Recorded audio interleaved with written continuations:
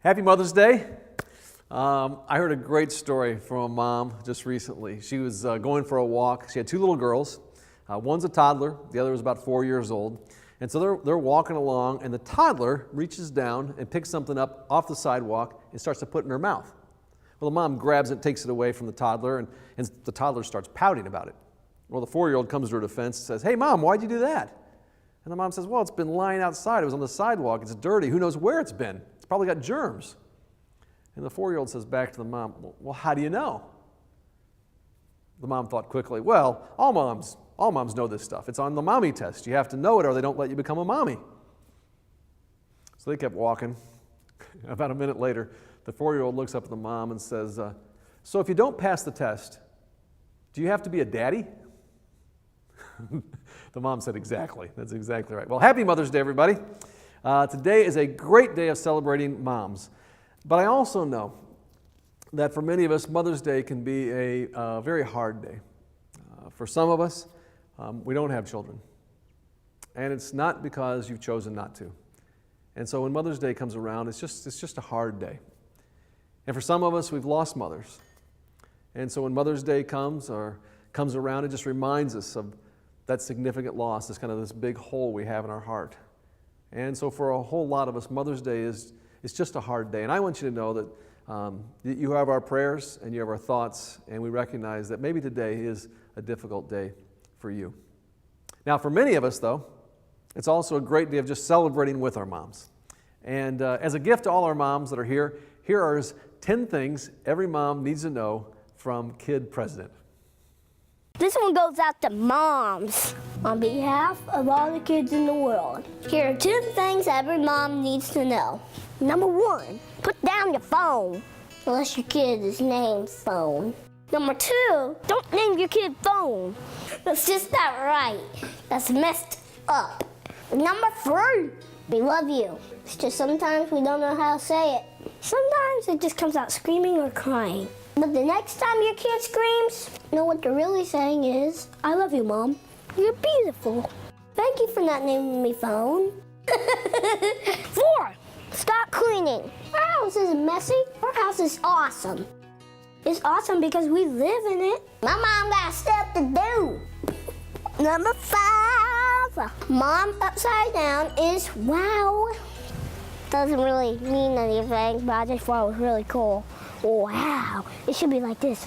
Wow, wow, wow, wow. Number 6, while I have you here, I want to take a second and talk about meatloaf. Meatloaf's like a loaf of bread, but it's meat. Mom, we love you, but let's cool it on the meatloaf.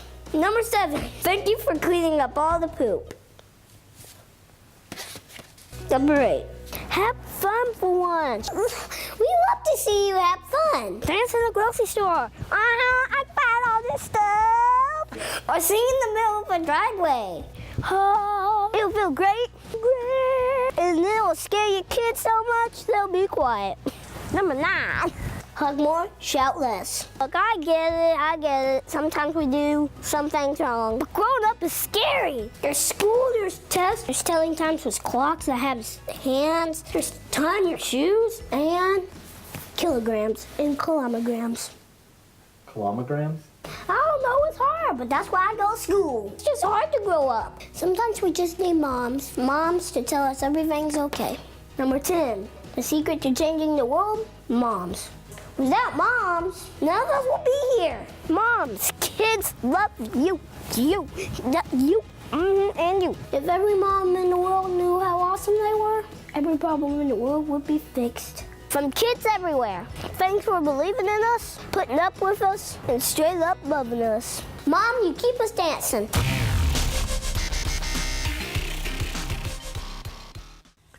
When you came in today, you were given a marble. And I just want you to go ahead and hold that marble in your hand and go ahead and let it just kind of roll across your fingertips. You doing that? You can even feel it across the palm of your hand if you want.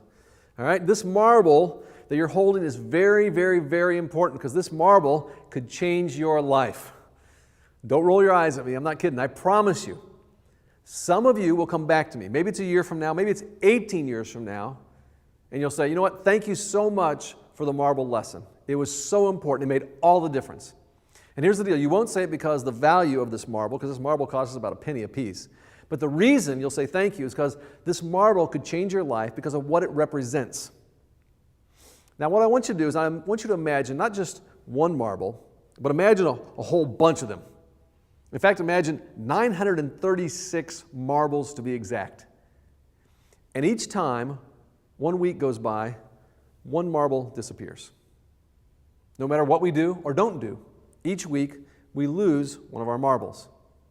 And one day, pretty soon, all of the marbles are gone. We lose all of our marbles, and we lose them, every single one of them, all 936. Now, I say 936 because that's the number of weeks that there are from the time a child is born to the time he or she graduates from high school. Now, we've all heard people say, wow, where did the time go? How did they grow up so fast? Man, I just can't believe it. And it's almost always said with at least a tinge of regret or loss about what might have been, as if the time kind of slipped away from us before we knew it could grab it. So we're going to focus on the time we spend this week with a child or teen that God has placed in our lives. Why? So that when we've lost all our marbles, our lives will be full in ways that really matter most. Now, what we're going to talk about today will clearly apply to every mom and every dad here. But it's also bigger than that. This big idea is for every one of us to have a relationship with kids that are important in our lives. Now, for some of you, it might be a niece, might be a nephew, might be a neighbor kid, maybe a grandkid. It might be some special kid for some reason you still don't fully understand that God seems to have intentionally placed in your life. And here's the prayer that I hope you'll begin to pray on an ongoing basis. And it's this: teach us to count the days, teach us to make the days count. Teach us to count the days, teach us to make the days count. I'll tell you what, just say that with me, would you? On the count of 3. 1, 2, 3. Teach us to count the days, teach us to make the days count. We count all kinds of stuff, right? We count calories, sometimes we count points, we count dollars, we count the years since Wrigley Field has seen a World Series winner. Oh, that's right, you can't count that, it's never happened. We count the days till vacation, we count the minutes before high school is out, we count the number of likes we have on Instagram, all kinds of things we count. But what would begin to happen if we learn the lesson from this marble and we begin to pray? I mean, fervently really pray. Teach us to count the days. Teach us to make the days count. God, help me to count the days and to make the days count. If we begin to pray this and we begin to live this, I'm telling you, I promise you'll make a difference with your life, and your life will make a difference in the life of a child. And what could be more important than that? That prayer, teach us to count the days. Teach us to make the days count. You know where it comes from? It comes straight from a guy who early in his life didn't make wise use of his days. It's written by someone who looked back on how he'd spent his days, and clearly he just didn't feel like he made them count. And so as he reflects, what he doesn't want you and me to make the same mistakes, and so he shares these words of wisdom. And it's right in Psalm in the Old Testament, chapter 90, verse 12, and it says this: teach us to number our days so that we may gain a heart of wisdom. Somebody once told me that every kid spells love this way, T-I-M-E. And when we gain this heart of wisdom, we begin to live each day knowing yesterday's the past, tomorrow's the future, but today, what we have right now is a gift. And maybe that's why they call it the present. And we take that present and we say, okay, today, this day, what I have right now, this is what matters. And for me personally, this is, it's just become painfully obvious to me in the last few weeks. We got news about a friend of the family who was 21 years old, hit by a drunk driver and killed. And I mean, the whole thing is just tragic. Great guy, just sad, sad, sad loss. And I don't bring that up to sensationalize the sadness, but because it was yet another reminder to me that time is this precious commodity we should never, ever take for granted. And we can talk about quality time. We can have that conversation. Well, quality time, but I'm telling you, that is a dangerous conversation. It's a lot like oxygen. You need more than just quality oxygen to live, right? You need quantities of oxygen. You have to have enough air, too. Quantity and quality, they're not separable. And so what I want for you is, like the psalmist said, I want you to gain a heart of wisdom like Jesus had. Now, even though he only had 3 years, he had just 3 years to invest in his followers. What you see him doing is not only spending quality time, but also quantity time with his closest disciples. And what he did is he changed their lives. He changed the lives of these 12 followers, and they changed the world. And at the end of the day, isn't that what you really want for your kids? That you can somehow change their life and they can change their world. I know that's what I want. I do. So how do you do that? I mean, just practically speaking, how do we actually make that happen? Count the days. Make the days count. What I want to do is I want to give you some real kind of tangible, specific ways that you can live this out with the kids that God has put in your life. And here's where it starts. I think it starts with this. It starts with spending time on what I'm going to call their turf. And when I'm talking about their turf, I'm talking about engaging in their interests, participating in their activities, leaving your adult world and going to their stuff, their sporting events, for example. For the last 18 years, I've been a coach of one of my kids' teams. I've also been a cheering fan at my kids' events or a spectator at one of their shows. And I just have to tell you, for me, this is not hard. I just love it. I absolutely love it. I remember when my daughter Amy announced she was going to audition for a musical. She'd never been in a musical before, but she was going to audition. She tried out, she got a part in Newsies. I never loved going to a musical so much. I was right there to see my kid. When she scored a goal when she was on the lacrosse team, I was there to see my kid. You know, when Josh, my middle one, when his team won the state cross-country title, I was there to see it. When Caleb, my youngest, when he made the all-star team, I was in the dugout watching him pitch. I was there. And I know those were immensely important moments for me. But I also know those were immensely important moments for them. I mean, I can remember as a kid playing baseball, all summer, playing basketball all winter. And not only were my parents there in the stands for my games, but you know what? So were my Uncle Guy and Aunt Jean lots of times. They would, a couple times a year, they would make a trip from Iowa just to come see me play baseball or see me play basketball. And there was just something very special about knowing not only had parents, but there were other adults who showed up on my turf, interested in my life. I can't tell you how many young adults, and even older adults, I've heard say with pain in their voice, just that it hangs on. My parents, they didn't go to a single one of my games. Or, they almost never came to any of my performances. And when I hear that, it makes me wonder, did the adults in that child's life have a heart of wisdom? And here's what I want to start with. Teach us to count the days. Teach us to make the days count. And how do we do it? Time on their turf. Okay, time on their turf is a place to start, but here's the second thing. You also need time, they need time on your turf. I think most of us adults, we have this memory of spending time at some point in the world of a parent or a grown-up during our childhood. And maybe it was something as simple as, going to the store with them, or working on the car, or changing the oil with them, or maybe it was a take your kid to work day. And I think most of us, we have this memory. We can all relate to this shared experience along those lines. And why is it that we all have this universal kind of shared experience? I think because even if it only happened maybe once or twice for us, as kids, we loved being invited into this incredibly mysterious world of adults. This place where they had all the privileges we didn't have. I mean, they could stay up as late as they wanted. They could drive cars. They could seemingly buy whatever it is they wanted. Boy, were we way off, right? But it seemed that way, didn't it? And we loved being invited into their world. And being a pastor, I mean, there's some perks that have come along with that. I've had the privilege of taking my kids on trips to other parts of the world, on mission trips. My oldest, Amy, she's got to go with me. She went with me to Rwanda when she was 16. Josh went with me to the Philippines, I think when he was 14 or 15. Caleb, a couple years ago, went with Sue and I to Haiti. And I think if you asked each of them, they would point to those experiences as life-changing experiences, partly from being there, but also partly because they got invited into my world. They got to spend time watching me do grown-up things. So they could know what it was like and learn how to be grown-ups themselves. They felt valued and significant because of that. And so will the kids in your life, if we invite them into what seems to them this mysterious grown-up world. Teach us to count the days. Teach us to make the days count.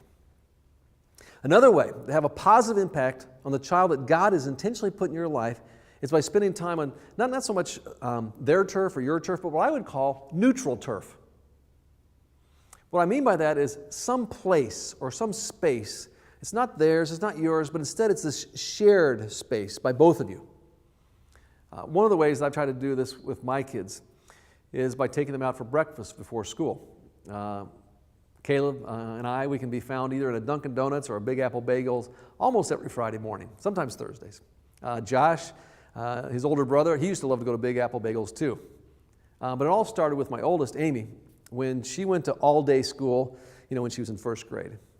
And we started that once a week. We started going out to breakfast before school started.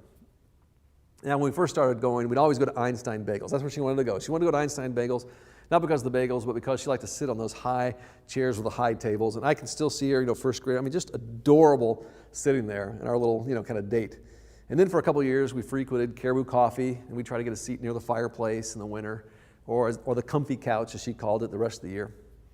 And then the last couple of years, when she was in high school, we always went to Starbucks, partly because we both loved it, but also partly because she worked there and got partner discount for us, which was good. And it's interesting, I reflect on all those breakfasts, particularly, I guess, maybe with Amy. I don't remember a single early morning trip where the conversation was like so profound, okay, that it immediately kind of changed our lives, and we'd never be the same. But I do remember just lots of talk. Talk about school and friends, the future. Talk about God and family, favorite music, lacrosse, coffee snobbery. Talk about doubts in church, what college to go to, dating. Talks about the poor, her junior high girls that she was leading, trips that we had to Mexico and Rwanda. Talks about jobs and money and family and owning your stuff, saving for college, grades, on and on. On second thought, maybe the culmination of all those conversations, maybe it did change our lives. And maybe that's exactly how love and community and a father-daughter relationship grows, just one conversation at a time. And I'll tell you what, I am so grateful for those early morning conversations and each of those breakfast trips with Amy. It's one of those times, I think I look back and going, okay, that part of my life I lived with a heart of wisdom. It was the last week of her senior year in high school, and we left our house a little early to make our last breakfast trip. It was the last of the marbles. She was going to graduate. As we got into the car, Amy turned on her favorite country music station. She did not get that from me, the country music love. But she turned it on, and she turned it up, and it was this old Trace Adkins song. It goes back a little ways, and maybe some of you will recognize it. It's a song called You're Gonna Miss This. And it's a song about watching your little girl grow up. And the chorus goes, you're gonna miss this. You're gonna want this back. You're gonna wish these days hadn't gone by so fast. These are some good times, so take a good look around. You may not know it now, but you're going to miss this. So I'm trying to drive to, Starbucks. This is playing. I can feel my throat getting dry, my eyes swelling up, and it's this totally sappy country song. But I was feeling pretty sappy, and I do miss it. You see that neutral turf, that shared space. I know other people do it other ways. If you ask my wife, Sue, she would say that her dad used to take her to the mall and they'd go shopping together, and that was kind of their neutral turf. I have a buddy who loves to take his kids to Best Buy. They go to Best Buy. They just kind of hang out and play with all the electronics and all the equipment and stuff and have a good time. I'll tell you what, you figure it out. But the important thing here is that we spend time with our kids in a neutral place, a shared space, and that we teach us to count the days. And God, this is our prayer. Teach us to make the days count. Here's the last place. The last place we can have a major impact in our kids' lives is by also spending time on God's turf. One more time, I had a parent ask me again last week, so Dave, do I make my kids come to church? And my answer is this: do you make them go to school? I promise you, here's my commitment to you from community. On our end, we will do everything we can to make Kids City, make it fun, make it friendly, make it enjoyable, a great place to learn about God. Different than what a lot of us experienced if we experienced it all growing up in church. And our commitment to you is we'll do everything we possibly can to make our student community exciting, relevant, accepting, and a place where your students can learn about God. But here's the other end of it. You need to get your kids there on God's turf. And here's my advice, all right, just point blank. If you've got elementary age kids, Okay? Make them go. Yeah, just tell them, no, that's what we do as a family. Yeah, we go to church, you're going. I mean, you're the parents. If you got junior high kids, again, my advice would be the same. Make them go. I could tell you story after story of junior high kid didn't want to go. They made him go. They pushed kind of through it. They made some friends, and it has been life-changing. That became the kind of their sphere, their positive sphere of influence. High schoolers, you have high schoolers. I would differ a little bit on this. Listen to me. If you have freshmen or sophomores, I would say the same thing. If they're in 9th or 10th grade, I'd say make them go. Still, just tell them, nope, that's what we do as a family. I want you to go. If you're just getting started back to church, maybe you're just starting your own spiritual journey, you got students that are juniors or seniors in high school, and they're starting to think about college, and that's only, a year or 2 years away. Here's what I would do with them. I would give them a choice. I would say, you know what, this is something that's become really important to us, spiritual things. We want it to be important to you, and so here's your choice. Either you can go to church with us at the celebration service on the weekend, sit with us as adults, or you can go to student community. I would give them the choice, because they're going to have to make their own choice in the next year or two. But I would not let no be an answer. I'm telling you, there have been all kinds of studies that have shown the benefits of every week church attendance, from boosting your immune system to decreasing blood pressure to church attendance. Regular church attendance will studies show us, add 2 or 3 years to your life. It also significantly decreases your chance of divorce. I mean, it goes on and on. All those things are good things. Not to mention that you'll find your way back to God. Okay, you'll have grace, forgiveness, purpose for your life, eternal life through a relationship with Jesus. That's what we're talking about. So being here every week with your kid or your student, or that kid that God has placed in your life, it can be one of the most important things that you can do for the kid that you love. Make sure that you're together on God's turf. Teach us to count the days. Teach us to make the days count. Let's learn a lesson from this marble. And I want to make sure that this is not just something where, I talk and you listen, but I want us to take action on this. So let me ask you this. Which one of these turfs, okay, their turf, your turf, neutral turf, God's turf, which one of these turfs do you feel like you've been neglecting in the life of the kid that you love? Just pick one. Pick one of them that you're going like, yeah, that's become kind of a blind spot. Which one is it? You got it? Okay, here's what I want you to do. I want all of us, every one of us, to take the next step of working towards spending time with our kids on that turf. That's the challenge. And let's do it this week. Let me get in your face just a little more, okay? I want to ask you this. If you don't have time to start this week, when will you have time to do it over? When will you? Teach us to count the days. Teach us to make the days count. All right, let's be honest. As we talk about these things on Mother's Day, I think most of us would agree that nobody lives this stuff out better than most of the women in the room. Ladies, you get this, for the most part, way more than most of us men do. And it's kind of hard to explain, but it seems like the moms I know just intuitively do a better job of spending time with their kids in all these different turfs, and you do it well. And so really, moms, I'm just trying to help all the husbands catch up with you, what you've known all along. And so on Mother's Day, that's our gift to you. And really, you know what? It's not just women with their own kids. If you look in our Kid City, or if you go across the majority of schools in our classrooms across the country, what you'll find that the majority of the adults in those rooms with those kids and students are women. And so I just want to say thank you, ladies. Thank you, ladies, for setting the bar high. Thank you for setting it where it needs to be for all of us when it comes to counting the days and making these days count. So on this Mother's Day, again, we want to thank you. We honor every woman here, and we want to thank you for being incredible leaders, both in our families, in our churches, and our communities when it comes to investing in our kids. Thank you very much, and happy Mother's Day.